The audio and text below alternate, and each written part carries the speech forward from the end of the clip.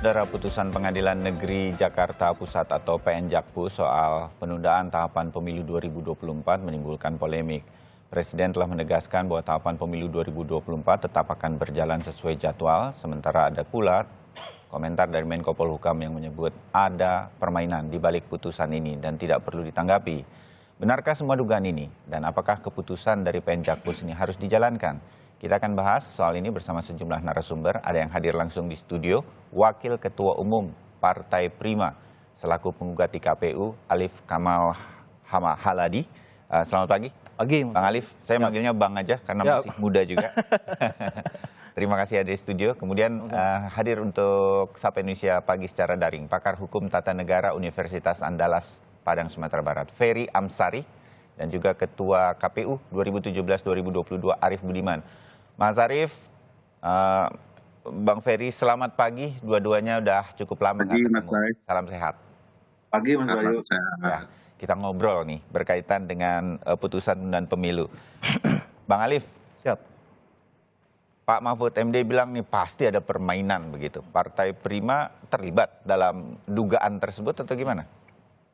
Mas Bayu, sebelumnya bolehkah logika itu saya balik? Ya. Mungkinkah di balik dijegalnya Partai Prima ini ada permainan di dalam? Boleh dong saya berlogika seperti itu. Ya. Kalau seperti Pak Mahfud sebagai Menko Polhukam yang harusnya menahan diri untuk tidak mengomentari putusan pengadilan ini, berlogika seperti itu. Wajar dong kami juga berlogika seperti itu. Bisa jadi di balik dijegalnya partai ada kekuatan yang mau menghalangi untuk ikut pemilu. Di beberapa kesempatan kami sudah katakan bahwa periksa jejak digital kan. Ya. 2 tahun yang lalu, 1 tahun yang lalu, kami selalu mengatakan kami tidak mau tunda pemilu. Kami tidak mau perpanjangan jabatan. Ya. Kami tidak mau presiden 3 periode. Beberapa kali kami katakan seperti itu. Jadi sekali lagi saya mau katakan bahwa soal dituduh kami ada permainan dari presiden pun sudah mengatakan kan. Justru yang kelabakannya ada beberapa ketua umum partai. Ada Pak Mahfud yang menuduh kiri kanan. Ya sudah, kalau kemudian ada tuduhan-tuduhan seperti itu dibuktikan dong. Dibuka siapa yang bermain dalam putusan-putusan seperti ini. Ya. Kalau kemudian Bang. Sebentar Mas Bayu. Oke. Publik ini tidak melihat kenapa kemudian kami menuntut seperti ini. Jadi Tidak sebenarnya apa itu tuntutannya? Sejak November, sejak Desember, kami sudah curiga, kami akan dicurangi oleh KPU. Makanya itu di bulan tahapannya proses verifikasi administrasi. Makanya di bulan Desember itu beberapa kali kami aksi, kami demonstrasi di KPU, meminta KPU, hei KPU, kalian hentikan dulu proses pemilu ini, karena di dalam itu ada yang curang. Karena di dalam itu ada yang mau memanipulasi proses verifikasi administrasi yang dilakukan oleh Prima. Hentikan dulu proses ini.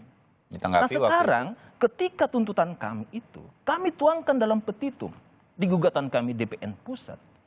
Dan syukur alhamdulillahnya hakim mengabulkan. Loh, kepada kebakaran jenggot semua. Ya. Saya mau bertanya kepada publik, kepada Pak Mahfud, Mas Bayu. Ya. Kemana Pak Mahfud pada saat kami menuntut di bulan Desember kemarin? Ya. Karena ada kecurangan di situ.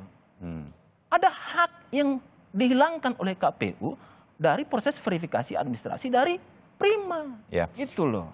Prima sebagai sebuah partai politik yang mau ikut serta pemilu tahu bahwa kalau ada sesuatu harus kemana? Bawaslu, ke PT UN. Mas Bayu. Sekarang boleh tahu Bang Alif, mengapa kemudian kita coba ajukan ke PN Pengadilan Negeri? Ya. Dan ini tahu bahwa sebetulnya bukan ranahnya Pengadilan Negeri. Pertama bahwa kami di PN Pusat itu tidak mengajukan sengketa pemilu, sengketa proses. Yang kami ajukan adalah perbuatan melawan hukum yang dilakukan oleh KPU. Itu sesuai dengan Undang-Undang Nomor 12 Tahun 2005, menghilangkan hak-hak sipil politik kami oleh KPU sesuai konvenan internasional yang sudah diratifikasi oleh negara Republik Indonesia. Di Undang-Undang Nomor 12 Tahun 2005 itu ada hak sipil politik kami untuk ikut dalam berpartisipasi membangun pemerintahan. Itu ada. Jadi dasarnya itu yang kami gugat ke PN Pusat, perbuatan melawan hukum yang dilakukan oleh KPU. Nah sebelumnya itu di Bawaslu pun kami sudah ke sana. Mentok. 2 kali kami menggugat ke Bawaslu. Mentok. di PT UN mentok. Dan Mas Bayu, saya Dan mau itu katakan sudah pernah dilakukan oleh sudah partai pernah dilakukan oleh Oke. Prima. Kami mau katakan bahwa di Bawaslu itu tidak ada saksi ahli, tidak ada saksi fakta yang dihadirkan oleh KPU. Di PT UN pun seperti itu. Tidak ada saksi ahli, tidak ada saksi fakta yang dihadirkan oleh KPU. Di PN Pusat pun tidak ada saksi ahli, tidak ada saksi fakta yang dihadirkan oleh KPU Pusat. Artinya sebenarnya KPU Pusat ini meremehkan gugatan partai. Oh, Anda ingin mengatakan itu. Ketika Meremehkan ini. proses-proses itu terjadi di Bawaslu, PT UN, tidak ada kemudian semacam upaya untuk mempertahankan. Tidak ada putusan upaya-upaya KPU. itu, Oke. Mas Bayu. Jadi saya mau sekali lagi mau katakan juga bahwa jangan sampai KPU setuju dengan gugatan Prima ini gitu loh. Oh. Sampai kemudian dia tidak serius menghadapi gugatan kami. Ada apa? Jangan-jangan KPU setuju dengan gugatan kami ini. Oke, ya. Jadi Anda duga malah ini sebetulnya yang diinginkan oleh KPU. Oleh KPU. Gitu. Oke, kita mengerti juga. Itu loh. Oke, ya. Saya ke Bang Ferry dulu. Bang Ferry, berkaitan bahwa ini ternyata di PN diterima karena ini perbuatan melawan hukum. Di posisi itu, Anda melihatnya? Ya, ya ada dua problematika, Mas Bayu. Satu soal proses penyelenggaraan pemilu yang tidak jujur, tidak bersih, yang dialami Partai Prima dan beberapa yang lainnya. Juga problematika putusan di Pengadilan Jakarta Pusat. Oke, jadi ada dua Kalau hal yang secara berbeda nih, begitu ya? Ya, kalau secara hukum harus dipahami bahwa perbuatan melanggar hukum, namanya sekarang bukan melawan hukum lagi, berdasarkan ketentuan perundang-undang yang baru. Beristilahnya masih sama, masih PMH begitu ya.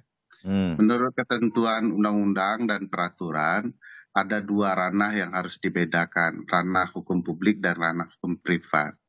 Dalam perkembangannya, berdasarkan peraturan Mahkamah Agung nomor 2 tahun 2019, ditentukan di pasal 10 dan pasal 11-nya untuk seluruh perbuatan melanggar hukum ya yang berkaitan dengan penyelenggara negara, dalam hal ini KPU adalah penyelenggara negara, maka harus dialihkan ke Pengadilan Tata Usaha Negara. Atau kalau sudah disidangkan, dia diputus tidak dapat diterima, alias tidak memenuhi syarat, obskur libel, bukan kewenangan dan segala macamnya. Nah, dalam peradilan ada yang namanya kompetensi absolut, kewenangan yang kemudian tidak dapat diubah sehingga tidak bisa dipindah-pindah. Makanya pengadilan militer tidak menangani perkara cerai, Mas Bayu. Ya. Karena kompetensi absolutnya bukan itu. Begitu juga dalam kasus ini, kompetensi absolut PN Jakpus bukan itu. Sebab kalau seluruh PN bisa walaupun ini yang digugat adalah perbuatan melanggar hukumnya, itu juga tidak menjadi kompetensi PN Jakpus. Ya, di Perma itu sudah diperintahkan tidak lagi. Bahkan penelitian kita mengatakan sebelum perkara ini sudah ada beberapa putusan. Kalau penelitian kita soal PMH yang berkaitan dengan penyelenggara negara itu 17 putusan sebelumnya dinyatakan tidak dapat diterima. Hanya satu-satunya perkara ini yang kemudian lanjut begitu ya. Dan kalau tidak dapat diterima dia dialihkan ke petun. Jadi istimewa kasus ini. Anda tahu dugaan atau dengar cerita Bang Ferry, kenapa PN Jakpus kemudian seperti tidak mengerti hal ini? Harusnya kan ini apapun itu, walaupun ini PMH, perbuatan melanggar hukum, tidak dilanjutkan. Tapi tetap dilanjutkan dan diputuskan. Jadi polemik deh. Nah, itu yang kemudian menjadi tanda tanya. Pernyataan Menko Polhukam itu punya landasan rasionalnya tersendiri, Mas Bayu.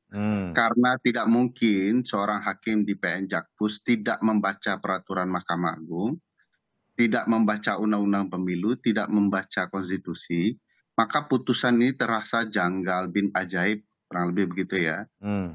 Sebelumnya mereka sadar PMH itu harus dialihkan ke petun atau setidak-tidaknya akan diputus tidak dapat diterima, tapi tiba-tiba loss di perkara ini. Nah, bagi saya memang tentu saja secara rasional patut dipertanyakan, itu sebabnya beberapa teman-teman melaporkan majelisnya ke Komisi Yudisial. Nah, itu perspektif yang kemudian harus kita pahami betul. Bahkan Partai Prima sendiri saya yakin membaca peraturan itu. Tapi sebagai para pencari keadilan, mereka memang punya hak untuk mencoba seluruh cara Ya, untuk ditempuh. Tapi anehnya hakim kan harus bijak menerapkan dan mematuhi peraturan perundang-undangan. Jadi soal konvenan hak sipil itu tidak ditutup, cuma ruangnya berbeda begitu ya. oke. Nah, Ya. yang Undang-Undang 12 yang disebut oleh Mas Alif tadi. Nah, menurut saya itu satu hal masalah yang lebih serius adalah para penyelenggara pemilu yang menurut saya tidak sehat sehingga membuat teman-teman seperti Partai Prima dan partai-partai lainnya mencari cara-cara hukum lain ya, yang menurut saya memang juga tidak adil itu penyelenggara, sebab Partai Prima itu digantung habis-habisan. Itu kalau bahasa Minangnya bergantung tidak pakai tali gitu ya, bingung mereka. Bergantung kok nanggung begitu. Mau ke KPU mencari keadilan, ke Bawaslu digantung, ada hal-hal yang menurut saya tidak sehat, akses tidak dibuka dan segala macamnya. Ini problematika serius penyelenggara. Akhirnya Partai Prima dengan saya melihat sangat emosional mencari celah itu. Nah, anehnya adalah hakim yang mestinya bijak tidak menempuh kebijaksanaan dengan mentaati peraturan perundang-undangan. Oke, ini saya mau lempar ke Mas Arief Budiman. Ya. Tadi Bang Ferry mengatakan ini digantung Partai Prima. Bang Alif tadi dari Partai Prima menyatakan seperti istilahnya tadi kayak nggak serius menanggapi apa yang digugat oleh Partai Prima begitu. Mas Arief tidak menghadirkan kemudian bukti-bukti bahwa hal-halnya yang saksi-saksi dan lain-lain. Kira-kira begitulah ketika ini digugat sedemikian rupa di Bawaslu dan di PT UN. Mas Arief, KPU. Gini, pertama undang-undang menyediakan ruang-ruang untuk menyelesaikan persoalan dalam pelaksanaan tahapan pemilu. Ya. Jadi di seluruh tahapan, penetapan partai politik peserta pemilu, pencalonan, bahkan nanti di bagian akhir adalah pemungutan dan penghitungan suara. Itu ada ruang-ruang yang disediakan untuk menyelesaikan persoalan. Nah, pertama saya ingin mengapresiasi ya, karena Partai Prima menggunakan ruang-ruang itu untuk menyelesaikan persoalan. Artinya tidak menyelesaikan persoalan itu di jalanan. Ya. Jadi ya baik penyelenggara pemilu maupun peserta pemilu memilih menyelesaikan di ruang-ruang yang sudah disediakan. Nah, bahwa ada ruang yang semestinya tidak digunakan untuk menyelesaikan persoalan, ternyata di situ digunakan untuk menyelesaikan persoalan. Pertama saya ingin menanggapi ya, tentu sebagai partai politik dia akan mencari ruang dimanapun, gitu ya. Dimengerti. Nah, bahwa kemudian ada putusan yang dianggap tidak konstitusional, itu biar ranahnya Bang Ferry dan teman-teman ahli hukum lah menjawab itu. Nah, tapi saya ingin melihatnya dari sisi teknis penyelenggaraan pemilunya, ya. Pertama, kalau dilihat dari tahapan penyelenggaraan pemilunya, saya tidak melihat ada hal-hal yang menyebabkan pemilu itu dapat ditunda. Semuanya tersedia, gitu ya. Pertama kita lihat regulasinya, ada regulasinya untuk menyelenggarakan, undang-undangnya ada, peraturan KPU-nya ada. Yang kedua, personilnya untuk menyelenggarakan itu juga ada, gitu ya. Ketiga, anggarannya juga disediakan, gitu loh. Keempat, sebagaimana diatur dalam pasal 431 Undang-Undang 7. Tidak ada gangguan, tidak ada bencana alam yang menyebabkan sebagian atau bahkan seluruh wilayah itu tidak dapat melaksanakan tahapan. Nah, di pasal 431 itu sebenarnya ada dua klausul yang digunakan. Pemilu itu karena sesuatu hal tidak dapat dilaksanakan, maka dia dilakukan pemilu lanjutan atau dia dilakukan pemilu susulan. Nah, dalam pandangan saya, peristiwa putusan PN ini tidak dapat dimasukkan dalam kategori itu. Maka pemilu tidak perlu dilakukan penetapan penundaan untuk dilakukan pemilu susulan atau lanjutan. Jadi perintah PN itu kan suruh balik lagi, lalu dimulai lagi. Itu kan seperti memulai seluruh tahapan. Dan dengan perhitungan Mas Arief, saya potong di sini karena saya ingin sedikit membacakan bahwa poin kelima dari gugatan yang kemudian dikabulkan dan jadi putusan di PN Jakpus tidak melaksanakan sisa tahapan pemilu 2024 sejak putusan ini diucapkan, koreksi saya ya Mas Alif, dan melaksanakan tahapan pemilu dari awal selama lebih kurang 2 tahun, 4 bulan, 7 hari. Menarik juga sih ini. Itu kenapa ya Mas Alif? Nah, Kalau kita- saya mau jelasin atau Mas Arif nih? Nggak apa-apa. Saya Ya. ke Mas Alif nanti. Mas Jadi Arif 2 tahun sampaikan. 4 bulan 7 hari itu karena pemilu 2 tahun 4 bulan 7 hari. Kenapa tuh ya? Pemilu angkanya? 2024 itu dimulai tahapannya pada tanggal 14 Februari 2022. Kalau kita hitung 2 tahun. sampai akhir putaran kedua pemilihan calon presiden dan calon wakil presiden, itu kira-kira berakhir Mei 2024.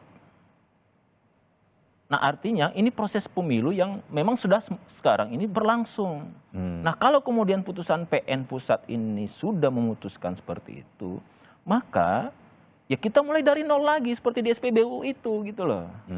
Mulai dari nol aja tahapan ini karena tahapan-tahapan yang sementara kemarin berlangsung itu sudah dicurangi oleh KPU. Oh, tapi bukannya Partai Prima inginnya ikut di pemilu 2024? Betul. Kenapa Kami nggak mau ikut saja? Loh, kami sudah digagalkan oleh KPU. Oh, Gimana jadi caranya? tidak menuntut bahwa kami bisa masuk sekarang saja gitu? Loh, sekarang legal standing apa? Dari lembaga hukum mana yang kira-kira memasukkan Prima untuk ikut serta dalam pemilu 2024? Jadi Partai Primanya siap atau enggak untuk ikut 2024 sebenarnya? Atau ini Sejak mengulur waktu? verifikasi administrasi kami itu kami sudah siap. Nggak ada Kan udah masalah siap, dengan kan? proses data keanggotaan, struktur apa segala macam. Berarti siap untuk 2024? Siap untuk 2024, cuman problemnya sekarang di verifikasi administrasi kami itu kemarin dicurangi oleh KPU. Digagalkan oleh KPU di verifikasi administrasi. Nah sekarang kami mau mencari keadilan. Di mana kemudian keadilan itu kami dapatkan di pengadilan pusat, PN pusat. Jadi jelaskan kepada kami, mengapa harus 2 tahun lagi Partai Prima harus mengikuti lagi dari awal dan segala macam kalau memang sudah siap? Karena kan proses pemilu 2024 itu dimulai 14 Februari 2024. Ini jangka waktu pelaksanaan pemilu.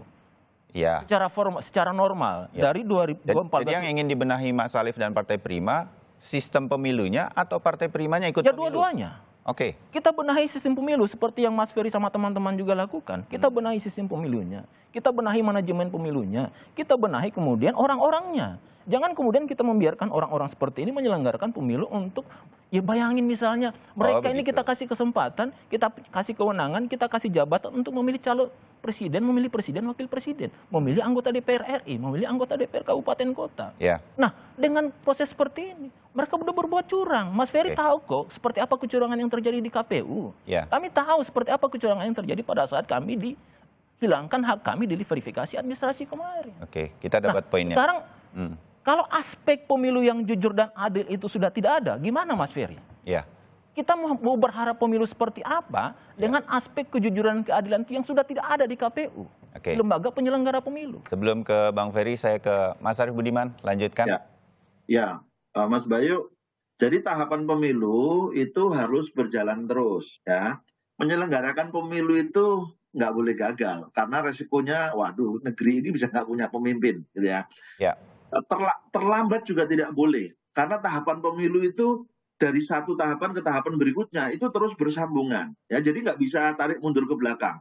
Sebetulnya KPU punya pengalaman selama menyelenggarakan tahapan pemilu itu keluar fakta hukum baru, baik karena putusan Mahkamah Konstitusi, putusan Bawaslu, putusan TUN, tapi semua putusan itu kemudian dieksekusi dan tahapannya terus berjalan. Oke. Nah, gitu ya. Nah, kalau memang saya agak apa ya, tidak begitu ya. Kok bisa putusan itu kemudian memerintahkan kembali ke tahapan awal? Nah, ini yang agak mengganggu sebetulnya. Nanti tahapan itu akan tidak berjalan sebagaimana mestinya. Nah, yang saya ingin pesankan begini, menurut saya ini yang harus semua bekerja keras ya. Putusan ini harus segera inkrah. Jadi kalau memang mau banding harus segera dilaksanakan dan pengadilan bandingnya juga harus segera memutuskan sehingga ini nanti segera inkrah.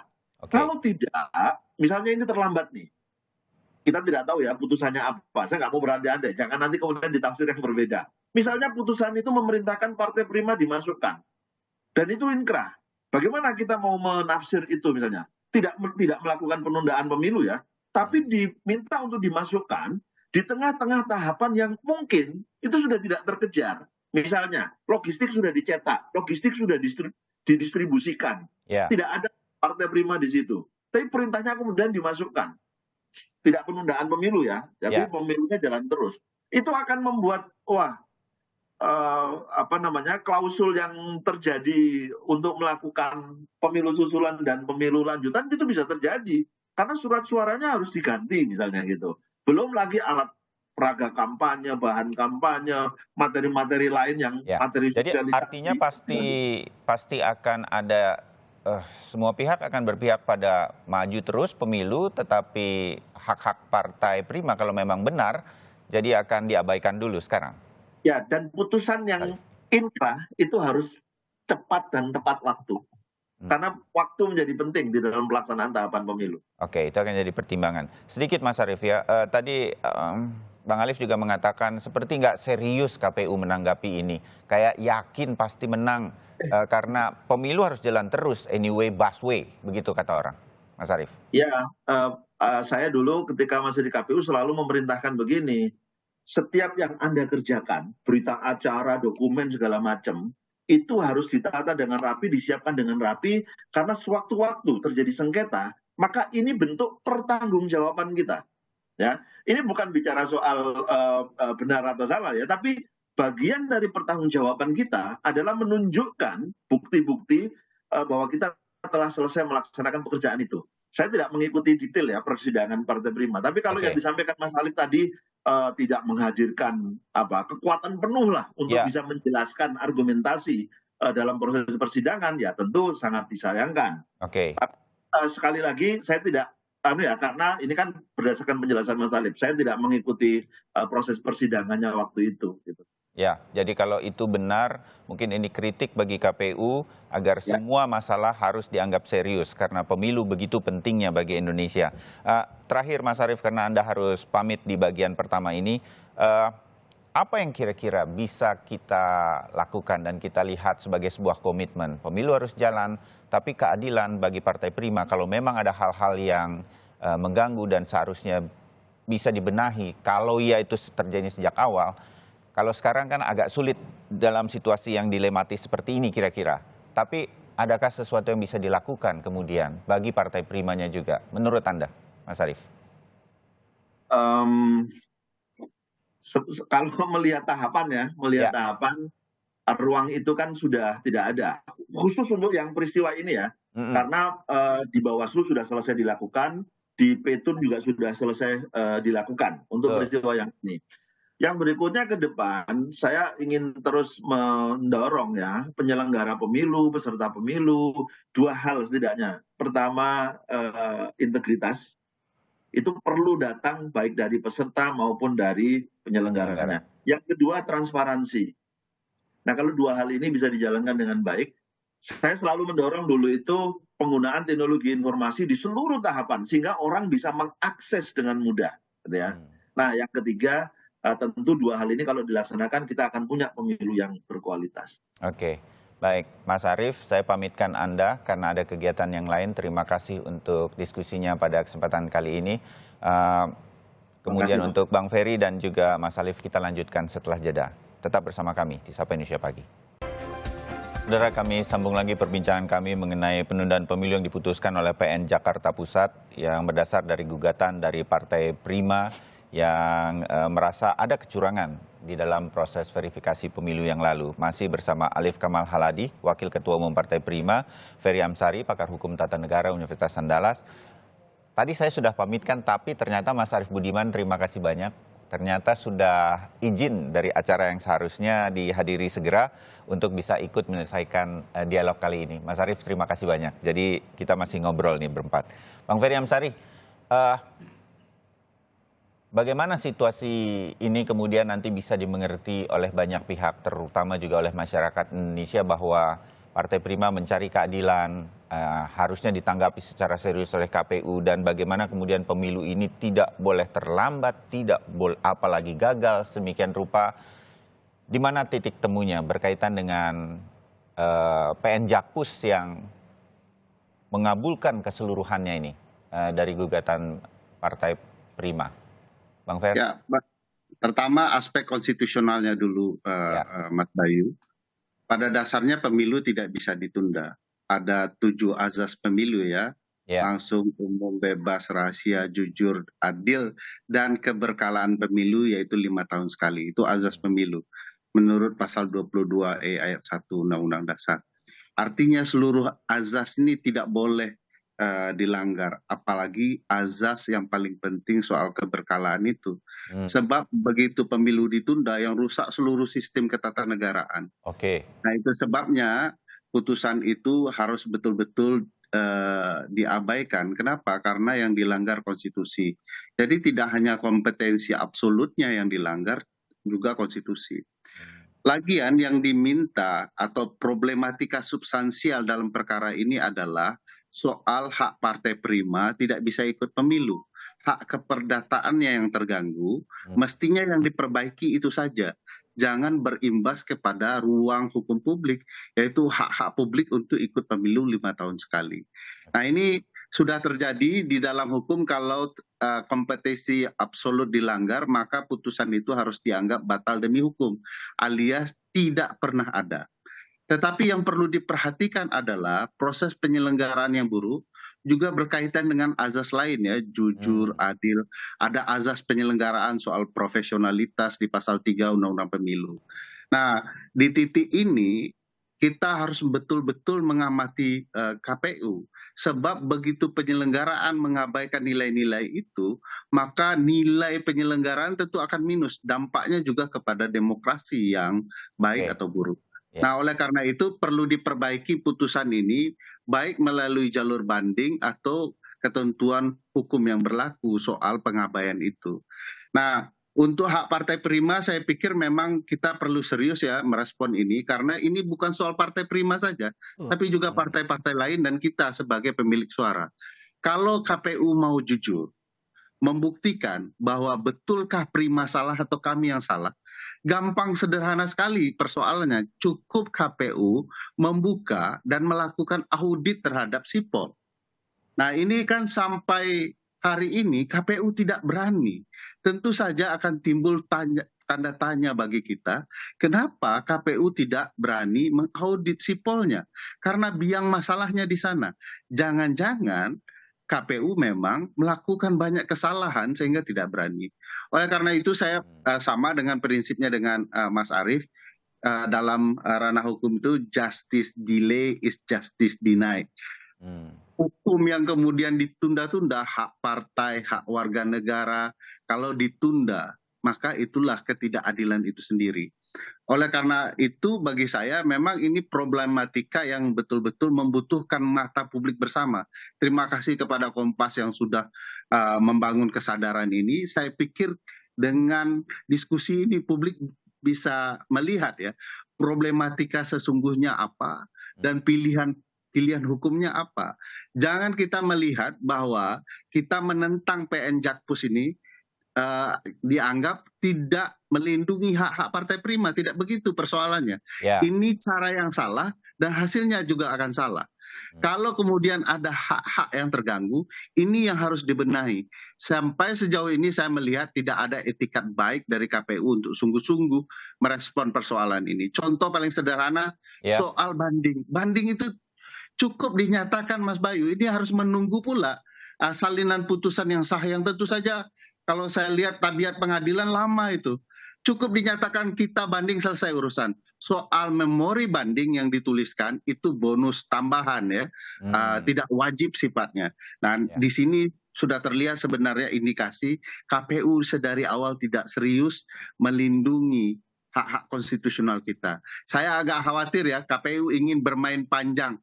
Ya, nanti banding, nanti kasasi, lalu nanti putusannya adalah kalau diterima putusan PN Jakpus ini, lalu KPU dengan seenaknya mengatakan kalau sudah ingkrah kami sepakat untuk melakukan penundaan pemilu. Jangan-jangan prima hanya dimanfaatkan untuk tujuan-tujuan kelompok tertentu untuk mencurangi proses penyelenggaraan pemilu. Ya, Bang Arief. Saya mau melanjutkan Mas Ferry tadi. Memang dalam sistem sipol itu banyak kejanggalan yang kami temukan.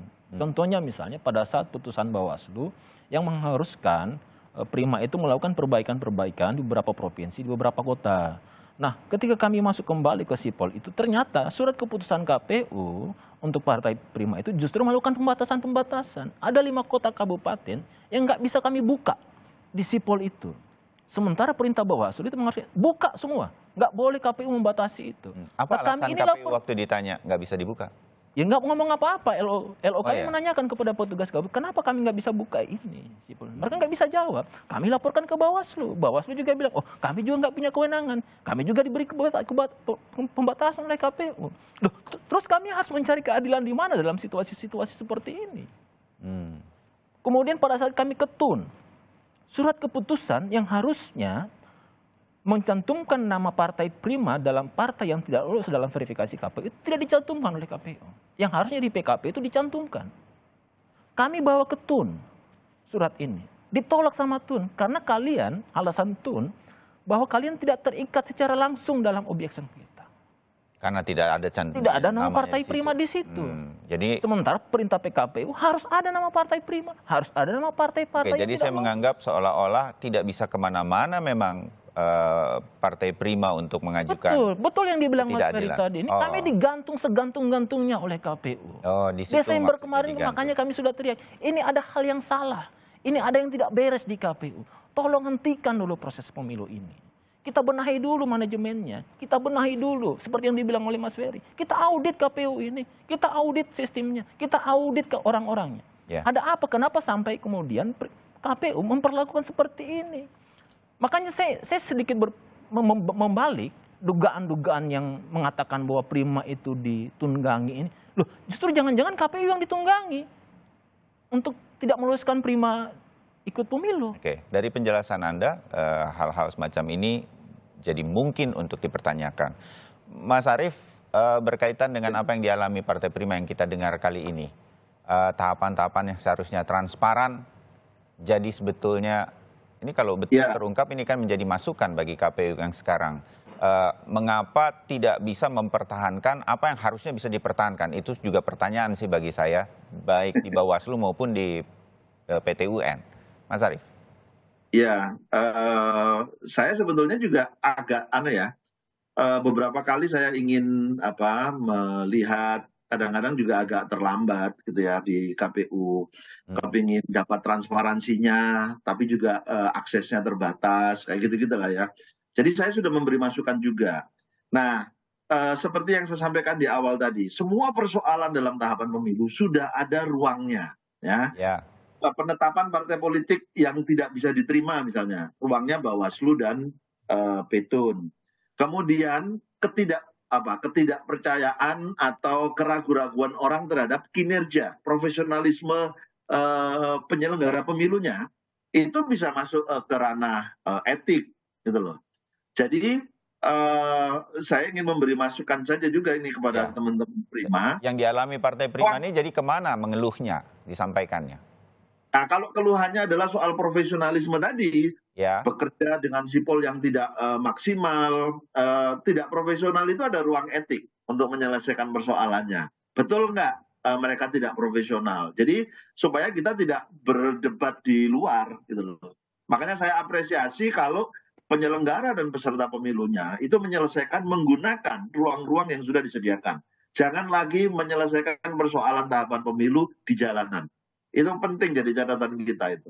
Ya, tapi saya mau melanjutkan Mas Arief. Mas Arief, kami paham bahwa ada di DKPP untuk persoalan etik, persoalan tidak profesional. Cuman kami ini mau ikut pemilu, kami ini bangun partai politik, bikin partai politik, mau ikut pemilu, daftar di Kemenkumham, daftar di KPU. Kalau kemudian proses yang sudah akan berlangsung terus sampai Mei, sampai Juni, sudah tidak lagi membuka peluang untuk Partai Prima ikut dalam pemilu, loh, kami kehilangan hak sipil politik kami itu, Mas Arief. Jadi kami paham, kami akan ke DKPP, tapi nanti kami ingin mau masuk dulu di proses pemilu ini. Makanya kenapa kemudian kami ke PN Pusat. Gitu Mas Arief. Kami paham, kami pasti akan ke sana, cuman jangan dulu. Karena di DKPP itu bukan lembaga yang kemudian menghentikan proses pemilu. Nggak bisa kan DKPP menghentikan proses pemilu. Hanya menghukum orang-orangnya, hanya menghukum persoalan etik, persoalan tidak profesional KPU.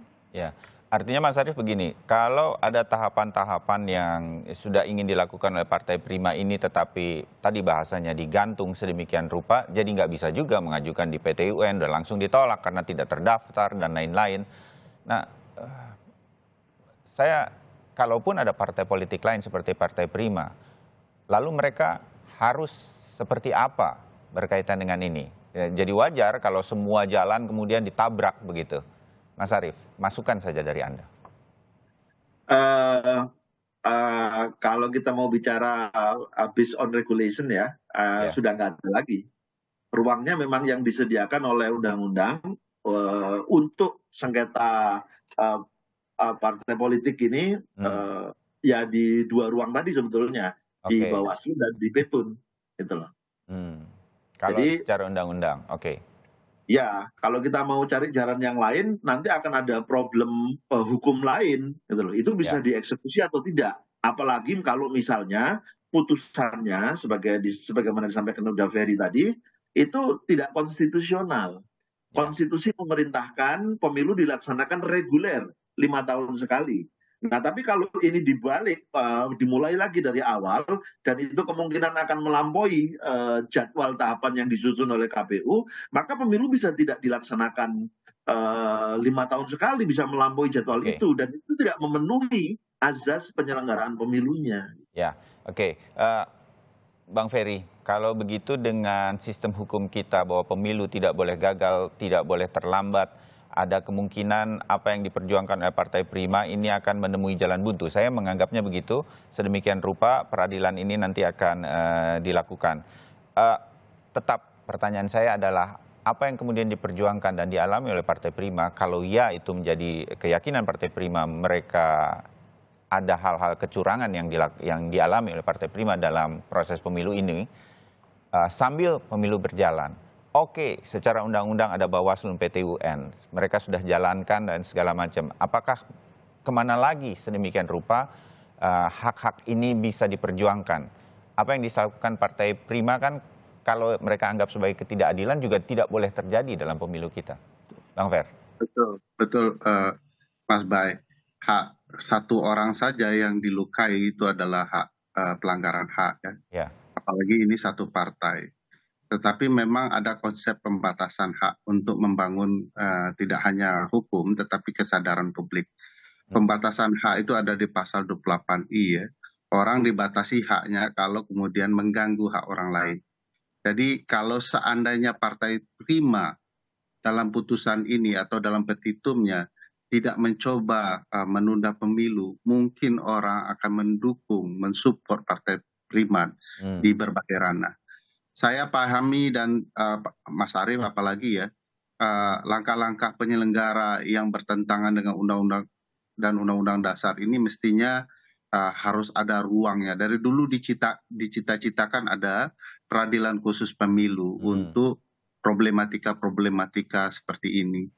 Tapi tentu saja pilihan jalan itu pasti ada. Misalnya bukan tidak mungkin Partai Prima ke Mahkamah Konstitusi bicara soal pelanggaran-pelanggaran hak mereka yang dilakukan oleh penyelenggara pemilu. Akan ada pasal-pasal di Undang-Undang Pemilu yang bisa dipermasalahkan, minta tafsir MK begitu ya. Dan melapor ke Dewan Etik DKPP ya, Dewan Kehormatan Penyelenggara Pemilu itu juga penting. Supaya kalau kemudian tuduhan unprofessional conduct itu, tindakan yang tidak profesional itu bisa dibuktikan dalam persidangan DKPP, tentu putusan itu akan bisa digunakan untuk persoalan-persoalan di pengadilan yang lain. Jadi bagi saya ada ruangnya. Cuman memang sisi emosional korban, mohon maaf teman-teman Partai Prima, saya harus menyebutkan ini, korban tidak profesionalnya penyelenggara pemilu akan kesana kemari ya. Namanya orang merasa tidak diadili, dia akan kemana-mana. Tetapi kemana-mananya itu karena ini partai ya, juga harus betul-betul profesional memilih tempat dan memastikan pemilu juga bisa berjalan dengan baik. Tapi apapun itu pilihan politik korban bagi saya perlu dicermati oleh penyelenggara. Jangan penyelenggara bersembunyi ya dari kasus alpanya putusan Jakpus ini terhadap tindakan-tindakan mereka yang tidak profesional, curang, dan terbukti dari berbagai bukti yang ada. Ya, baik. Singkat, Bang Alif, karena saya terbatas waktu, masih ada jalan, DKPP, Mahkamah Konstitusi, ini akan dijalankan, walaupun garis besar spanduk yang kita harus pasang, pemilu tidak bisa digagalkan, tidak bisa ditunda sedemikian rupa. Ya. Bang Alif. Pertama saya mau katakan bahwa tidak ada amar putusan di PN Pusat itu yang mengatakan bahwa ada penundaan pemilu. Menghentikan sisa tahapan pemilu 2024 dan kemudian kita mulai lagi dari awal 2 tahun 4 bulan 7 hari. Itu yang pertama. Jadi tolong siapapun tolong hormati putusan PN Pusat ini. Siapapun dia, mau ketua umum partai, mau dia menteri, tolong hargai putusan Pengadilan Negeri Jakarta Pusat. Itu putusan pengadilan, lembaga negara yang harus kita hormati dan hargai. Itu yang kedua. Yang ketiga, putusan ini harus menjadi alarm bagi semua pihak. Partai politik yang sudah sah menjadi peserta pemilu, calon anggota DPR, bakal calon presiden, bakal calon wakil presiden, anggota DPR kabupaten yang akan mendaftar nanti. Ini harus menjadi alarm bahwa ada yang tidak beres dengan KPU sekarang ini. Ada yang tidak beres dengan penyelenggara pemilu sekarang ini. Semua harus waspada dengan soal-soal seperti ini. Jangan sampai menjadi bom waktu di 2024 kalau kita biarkan. Baik, oke. Semua akan menjadi masalah kalau sistem seperti ini kita biarkan, Mas Ferry. Ada yang tidak jujur, ada yang tidak adil di sana, Mas Ferry. Baik. Gitu, Mas Bayu. Ya, Mas Alif, terima kasih. Bang Ferry, terima kasih. Mas Arief Budiman juga terima kasih. Terima kasih. Banyak poin yang harus kita benahi. Ini demokrasi kita terus kembangkan. Pro dan kontra seperti ini mudah-mudahan menjadikan demokrasi kita jauh lebih baik beberapa waktu lagi nanti ke depan. Terima kasih untuk diskusinya. Selamat pagi untuk semua narasumber. Kita bertemu lagi di diskusi yang lain. Salam sehat.